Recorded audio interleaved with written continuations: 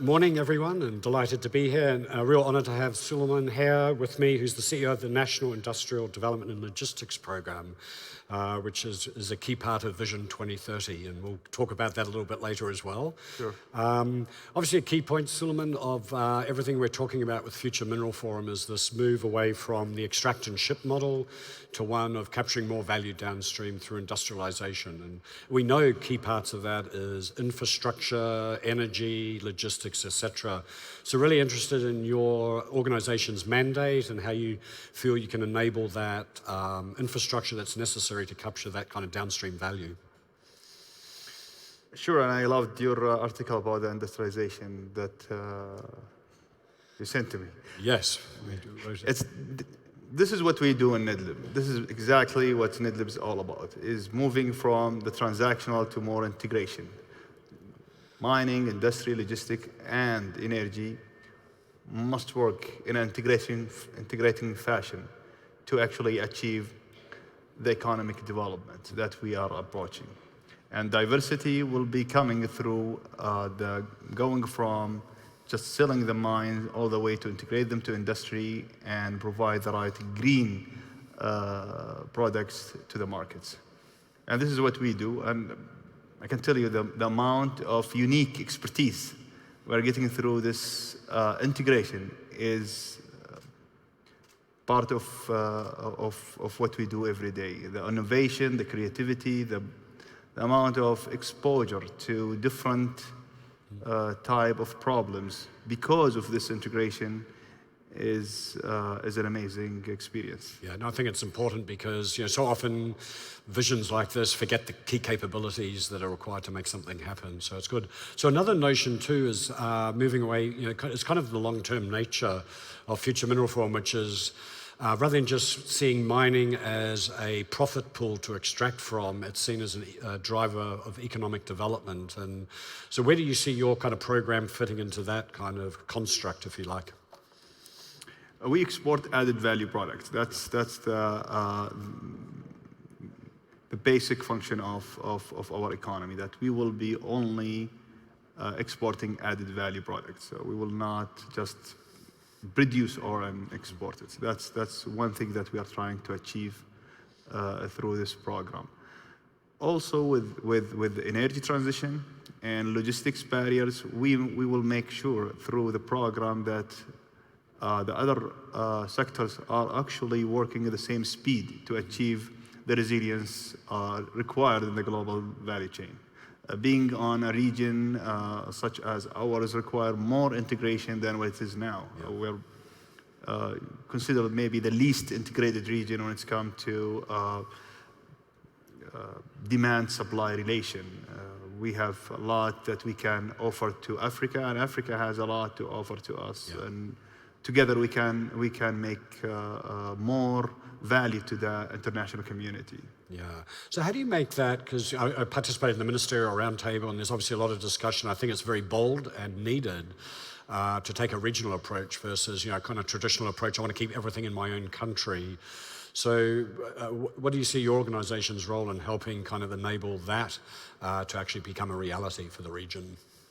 So I'll reach to the national industrial strategy in that, because this is where one of the main objectives in the industrial strategy, the national industrial strategy of Saudi, that we're going to work integrating with the region to make sure we achieve our industry strategy. So we, in the strategy,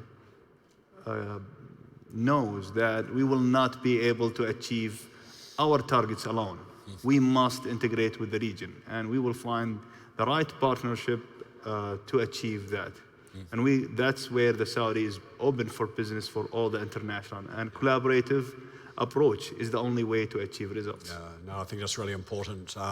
One thing you mentioned as we were sitting in the back was kind of the role of bringing capability to quite a multitude of organizations, and have you, if you like, these capability centers or centers of excellence. Do you want to explain that and their criticality to kind of, because it's pretty impressive you're doing so much so fast all at the same time. So what we have seen is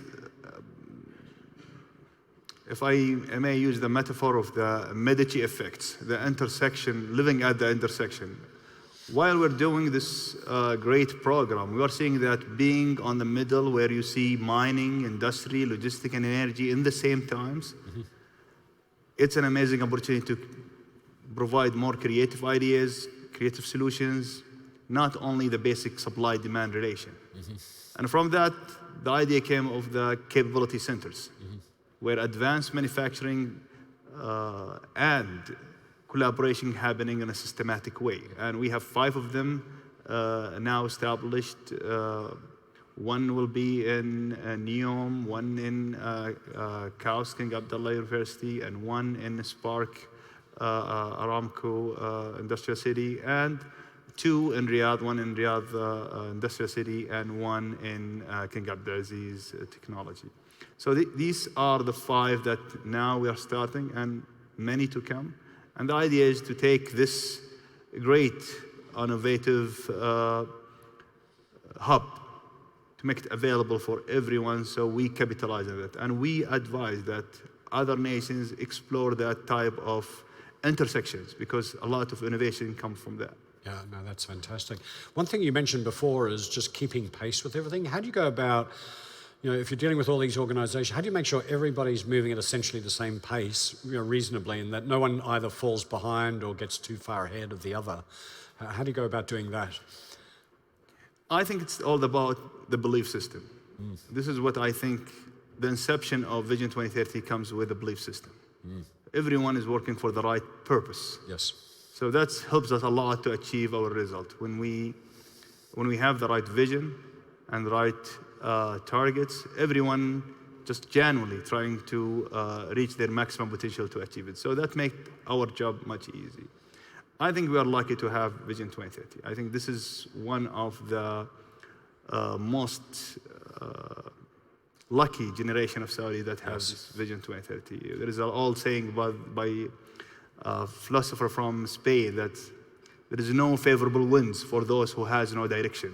Yes. We are just lucky to have that direction, and many winds is coming our way. When COVID hit, it was dramatic all over the world, but we always use every single wind toward our benefits. Our e-government get advanced because we have all the plans, data, and they just accelerate them. Yeah. The e-health accelerated. All the other programs, even the manufacturing of masks, it was already in the plan, just accelerated. Yeah.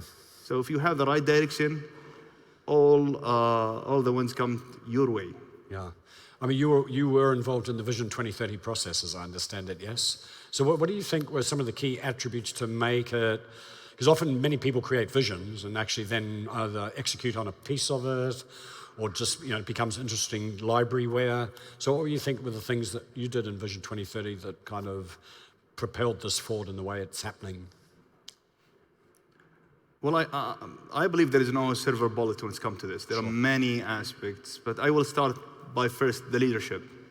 The belief, the leadership that the Saudi and the Saudis can do much more. That was the one aspect that changed the status quo. The second is the governance of this vision. Having all the enablers for that vision to happen from the beginning, bringing the right people, bringing the right partners, and try to move from mandate-based entities to objective-based entities. I would say the passionate of all is not the government vision, is the government, private sector, NGOs, academia, every citizen and everyone who lives in this country or even would like to participate from the international community is welcome. That type of openness is what makes this vision a reality. Reality, that's great. So as we're winding down the clock, last thought, what does success look like for you? As you project forward, what does success look like for you in the future? I think the amount of value that we can get from integration is not yet captured.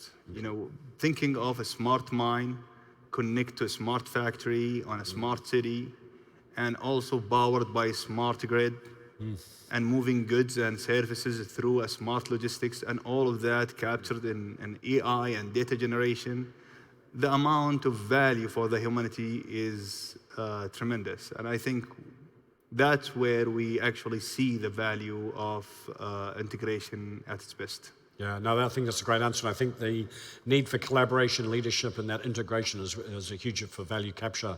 Suliman, thank you very much for your time. A very interesting discussion. Thank you. Thank you.